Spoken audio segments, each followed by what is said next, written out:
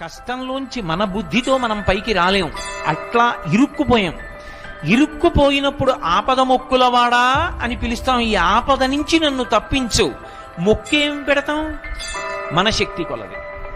ఒక్కొక్కడంటాడు నేను నా తలనీలాలు ఇస్తానంటాడు, ఒకడంటాడు కొండకి నడిచొస్తానంటాడు, ఒకడంటాడు స్వామి నీ హుండీలో 5 రూపాయలు వేస్తానంటాడు. ఇప్పుడు వీటిని మొక్కులు అంటారు. మొక్కు అన్న మాట మీరు జాగ్రత్తగా గమనించాలి. వెంకటేశ్వర స్వామి వారి హృదయం ప్రకారం అయితే వ్యాపారము కాదు. అది పాపము వలన దుఃఖం వస్తోందని వాడు తెలుసుకోవాలి. తెలుసుకుని పిలిచావు పరమేశ్వరుణ్ణి. ఆయన ఏం చేస్తాడు? నేను ఆదుకోకపోతే ఎవరు ఆదుకుంటారు లక్ష్మి? అందుకుని ఉంటాను ఈ కలియుగంలో వెంకటాచలం మీద. కష్టంలోంచి మన బుద్ధితో మనం పైకి రాలేం.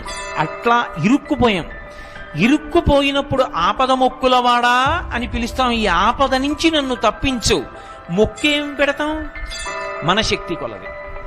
ఒక్కొక్కడంటాడు నేను నా తలనీలాలు ఇస్తానంటాడు, ఒకడంటాడు కొండకి నడిచొస్తానంటాడు, ఒకడంటాడు స్వామి నీ హుండీలో 5 రూపాయలు వేస్తానంటాడు. ఇప్పుడు వీటిని మొక్కులు అంటారు. మొక్కు అన్న మాట మీరు జాగ్రత్తగా గమనించాలి. వెంకటేశ్వర స్వామి వారి హృదయం ప్రకారం అయితే వ్యాపారము కాదు. అది పాపము వలన దుఃఖం వస్తోందని వాడు తెలుసుకోవాలి. తెలుసుకుని పిలిచావు పరమేశ్వరుణ్ణి. ఆయన ఏం చేస్తాడు?